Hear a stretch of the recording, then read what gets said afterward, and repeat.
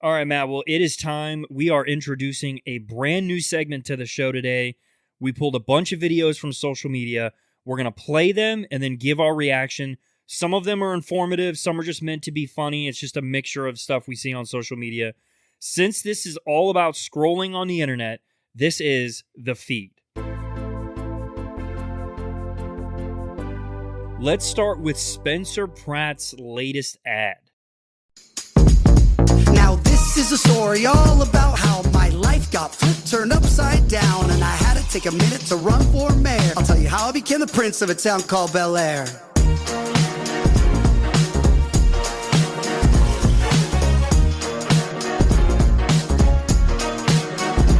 In West Los Angeles, Palisades, in my backyard is where I spent most of my days, feeding hummingbirds, relaxing all cool, avoiding all the bums outside of the school. When a couple politicians who were up to no good started making trouble in my neighborhood, I got in one little fire. My mom got scared and said, "You're moving in with Harvey Levin in Bel Air."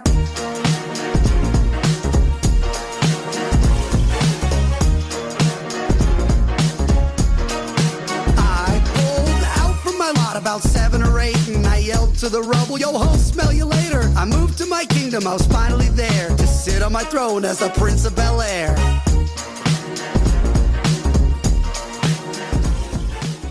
For anyone who hasn't seen the actual video, it is hilarious.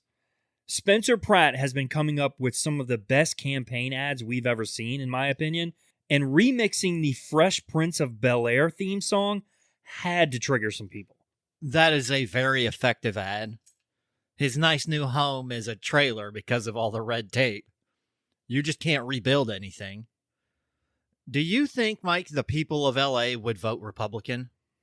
I hope he wins and can fix some of the many issues in LA, but I'm not sure they will. You don't see any chance of how, like, New York went so long with a Democrat that eventually they were like, oh man, we got to try something different here? Well, yeah, it can get so bad that people will vote the other way, but are we there yet? I mean, do you think the blue-haired liberal ladies are voting Republican? I doubt it. Plus, you got all the other people that are upset with ICE and everything in LA. I really don't see them voting for a Republican. I don't know if you've also seen, too, Spencer Pratt's been, like, pressure washing. I don't remember what the exact message is, but he's basically taking a stencil, or he's got people taking stencils, and they're pressure washing it into the street. So, A, you can see how dirty the street is, but then he's also stenciling in, hey, vote for Spencer Pratt. It's kind of clever. Good idea. And the only way to get rid of it would be for them to come in and actually clean the street. Again, I hope he wins. I also wonder, with just how liberal most city councils are, would he actually be able to get anything done? I hope so, but I have my doubts. Yeah, hopefully we will find out. Now, again, just in case anyone wants to go watch the videos and not just hear the audio, we're going to link all the videos in the description. Now, next up, I am bringing receipts. I don't remember if I said this in the last episode or the episode before that, but here is the proof Joe Biden said it. The war has pushed prices up. They could go as high as $200 a barrel, some analysts think. How long is it fair to expect American drivers and drivers around the world to pay that premium for this war? As long as it takes. So Sleepy Joe says it, and it's okay. But if Trump wants to stop Iran from having nuclear weapons, and we have to deal with higher gas prices for a few months, that's bad. That's inexcusable, apparently. People wouldn't think politicians were so bad if they could just show a little bit of consistency every once in a while. You don't put an end date on something if you don't know when it will end for sure. In Biden's case, I don't think he had a plan for much, so that's why he was always using that line. I think Trump knows right now he is dealing with terrorists who will do everything to damage him in the U.S. An end date would give terrorists leverage. And do you think they would use it? Absolutely. Could you imagine, though, if Trump stepped up to the podium and just said, yeah, as long as it takes. You're going to have to suffer as long as it takes. Instead, he's using the smarter option, like you said, and not putting an end date on it. If he put an end date on it, Iran would most likely say we're going to have a deal. And on the last day, Trump would say, look, we got a deal and Iran would back out, and the American media would rip Trump for it. You're dealing with terrorists. That's how they work. Yeah. Now, this next clip might be one of the most hilarious clips I've ever seen. I'm going to let you take the ball on this one because I know you love this one. So you're saying if you're not a woman, then you shouldn't have an opinion? Where does a guy get a right to say what a woman is? Women only know what women are. Are you a cat? No. Can you tell me what a cat is?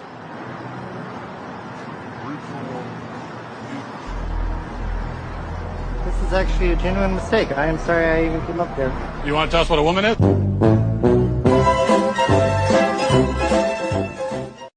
Good Lord. A man who says only women can define what a woman is. These are also the same people who say if you can't see it, it's not real. To that we say oxygen. Can't see it, but it's there.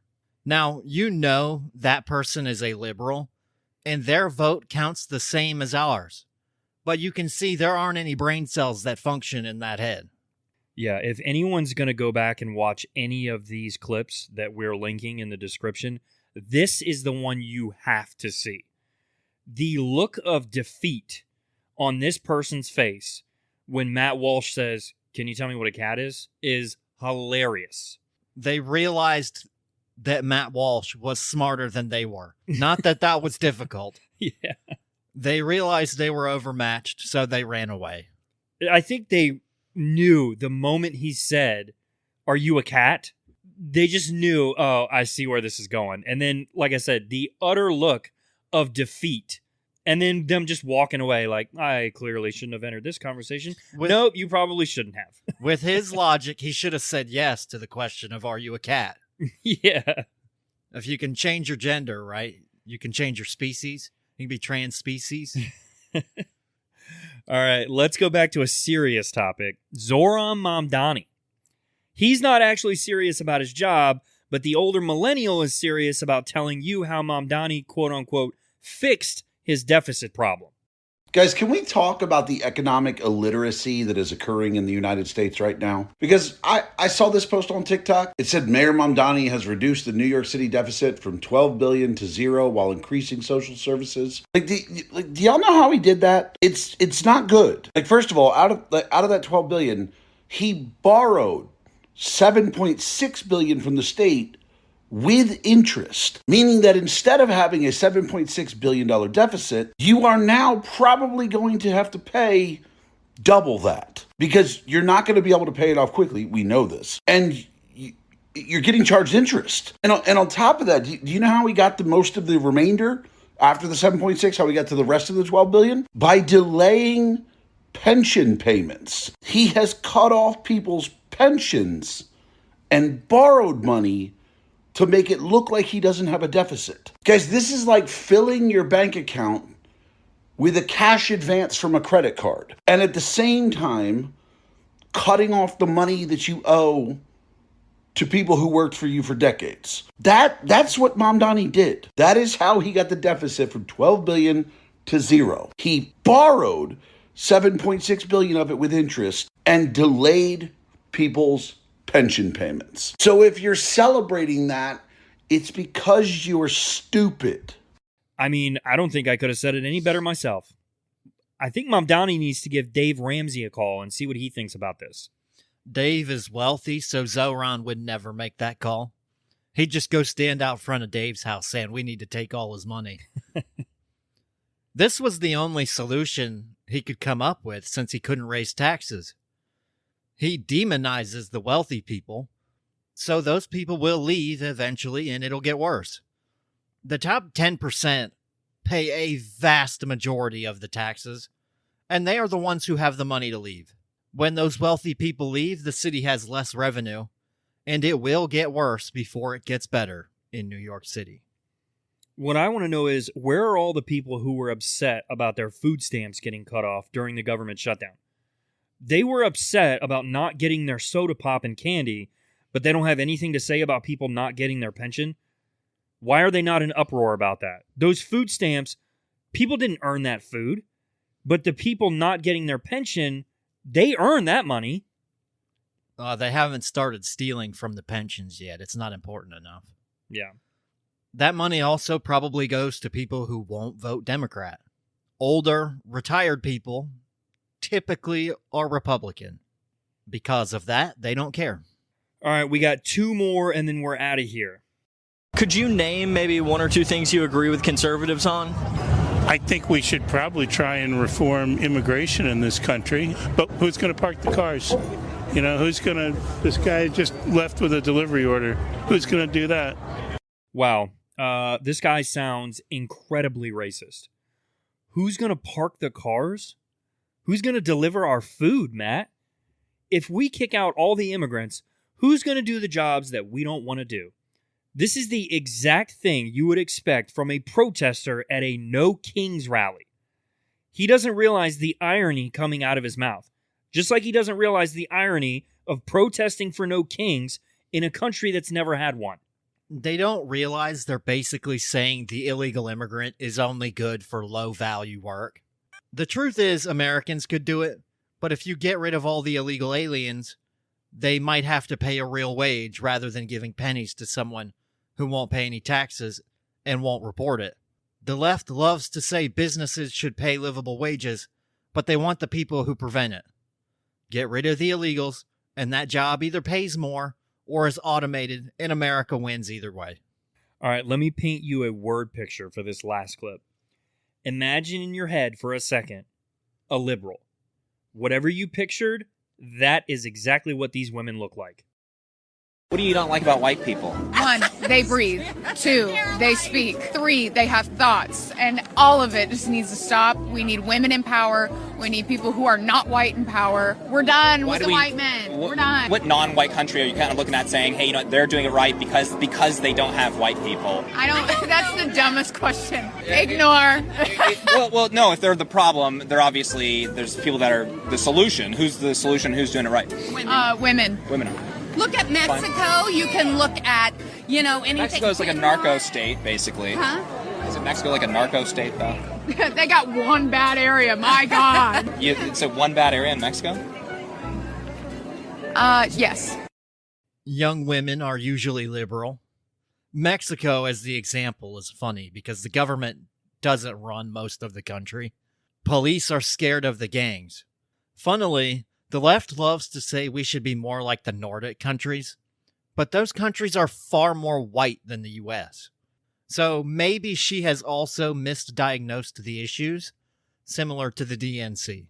Never mind the fact that the sign she's holding has the word looser on it, when she obviously meant to spell loser. I'm assuming she's from Minnesota and attended the Quality Leering Center, but she said with a straight face that Mexico has one bad area. Tell me you don't know anything about Mexico without telling me you don't know anything about Mexico. Well, technically, the whole thing is bad, so it is just one bad area. The sad part is, she's probably college educated. That's how worthless some college degrees are. You can tell from their signs as well that they don't know anything about anything. I just love when the guy's like, isn't that like a narco state though? And they're like, it's one bad area. Okay. All right. Again, whole thing. I feel genuinely sorry for whatever poor guy marries this woman. She might be the most annoying person in the world. It'll depend what kind of guy it is. Yeah. Women tend to get more conservative once they get married. Yeah. But she'll probably end up with the blue-haired liberal. I can't imagine she would be willing to spend any time near us. Yeah.